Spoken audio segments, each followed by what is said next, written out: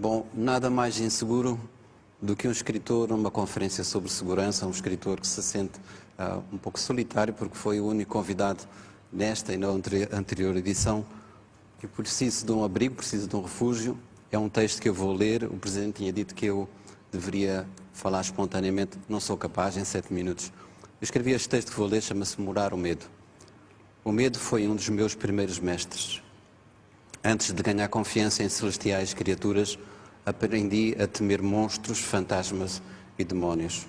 Os anjos, quando chegaram, já era para me guardarem. Os anjos atuavam como uma espécie de agentes de segurança privada das almas. Nem sempre os que me protegiam sabiam da diferença entre sentimento e realidade. Isso acontecia, por exemplo, quando me ensinavam a recear os desconhecidos. Na realidade, a maior parte da violência contra as crianças sempre foi praticada não por estranhos, mas por parentes e conhecidos. Os fantasmas que serviam na minha infância reproduziam esse velho engano de que estamos mais seguros em ambiente que reconhecemos. Os meus anjos da guarda tinham a ingenuidade de acreditar que eu estaria mais protegido apenas por não me aventurar para além da fronteira da minha língua, da minha cultura e do meu território. O medo foi, afinal, o mestre que mais me fez desaprender. Quando deixei a minha casa natal, uma invisível mão roubava-me a coragem de viver e a audácia de ser eu mesmo.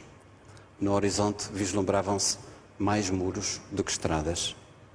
Nessa altura, algo me sugeria o seguinte, que há neste mundo mais medo de coisas más do que coisas más propriamente ditas. No Moçambique colonial em que nasci e cresci, a narrativa do medo tinha um invejável casting internacional. Os chineses que comiam crianças, os chamados terroristas que lutavam pela independência e um ateu barbudo com o nome alemão. Esses fantasmas tiveram o fim de todos os fantasmas, morreram quando morreu o medo. Os chineses abriram restaurantes à nossa porta, os ditos terroristas são hoje governantes respeitáveis e Karl Marx, o ateu barbudo, é um simpático avô que não deixou descendência. O preço dessa construção de terror foi, no entanto, trágico para o continente africano. Em nome da luta contra o comunismo cometeram-se as mais indizíveis barbaridades. Em nome da segurança mundial foram colocados e conservados no poder alguns dos ditadores mais sanguinários de toda a história.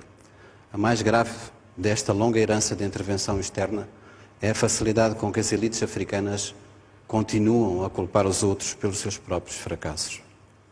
A Guerra Fria esfriou, mas o manicaísmo que a sustinha não desarmou, inventando rapidamente outras geografias do medo ao Oriente e ao Ocidente. E porque se trata de entidades demoníacas, não bastam os seculares meios de governação. Precisamos de intervenção com legitimidade divina. O que era ideologia passou a ser crença, o que era política tornou-se religião, o que era religião passou a ser estratégia de poder. Para fabricar armas é preciso fabricar inimigos. Para produzir inimigos é imperioso sustentar fantasmas. A manutenção desse alvoroço requer um dispendioso aparato e um batalhão de especialistas que, em segredo, tomam decisões em nosso nome. Eis o que nos dizem. Para superarmos as ameaças domésticas precisamos de mais polícia, mais prisões, mais segurança privada e menos privacidade.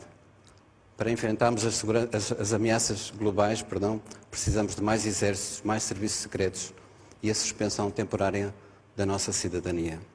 Todos sabemos que o caminho verdadeiro tem que ser outro. Todos sabemos que esse outro caminho poderia começar, por exemplo, pelo desejo de conhecermos melhor esses que de um e de outro lado aprendemos a chamar de eles. Aos adversários políticos e militares juntam-se agora o clima, a demografia e as epidemias. O sentimento que se criou é o seguinte: a realidade é perigosa, a natureza é traiçoeira e a humanidade é imprevisível. Vivemos como cidadãos e como espécie, vivemos como cidadãos e como espécie em permanente situação de emergência. Como em qualquer outro estado de sítio, as liberdades individuais devem ser contidas, a privacidade pode ser invadida e a racionalidade deve ser suspensa. Todas estas restrições servem para que não sejam feitas perguntas como, por exemplo, estas: por que motivo a crise financeira não atingiu a indústria do armamento? Por que motivo se gastou apenas no ano passado $1,5 trilhão em armamento militar? Por que razão os que hoje tentam proteger os civis na Líbia são exatamente os que mais armas venderam ao regime do Coronel Gaddafi? Por que motivo se realizam mais seminários sobre segurança do que sobre justiça? Se queremos resolver e não apenas discutir a segurança mundial, teremos que enfrentar ameaças bem reais e urgentes. Há uma arma de destruição massiva que está sendo usada todos os dias, em todo o mundo, sem que seja preciso o pretexto da guerra. Essa arma chama-se fome. Em pleno século XXI, 1 em cada 6 seres humanos passa fome. O custo para superar a fome mundial seria uma fração muito pequena do que se gasta em armamento. A fome será, sem dúvida, a maior causa de insegurança do nosso tempo. Mencionarei ainda uma outra silenciada violência. Em todo o mundo, 1 em cada 3 mulheres foi ou será vítima de violência física ou sexual durante o seu tempo de vida. É verdade que sobre uma grande parte do nosso planeta pesa uma condenação antecipada pelo facto simples de serem mulheres. A nossa indignação, porém, é bem menor que o medo. Sem darmos conta, fomos convertidos em soldados de um exército sem nome e, como militares sem farda, deixamos de questionar. Deixamos de fazer perguntas e discutir razões. As questões de ética são esquecidas porque está provada a barbaridade dos outros. E porque estamos em guerra, não temos que fazer prova de coerência, nem de ética, nem de legalidade. É sintomático que a única construção humana que pode ser vista do espaço seja uma muralha. A Grande Muralha foi erguida para proteger a China das guerras e das invasões. A muralha não evitou conflitos nem parou os invasores. Possivelmente morreram mais chineses construindo a muralha do que vítimas das invasões que realmente aconteceram. Diz-se que alguns dos trabalhadores que morreram foram emparadados na sua própria construção.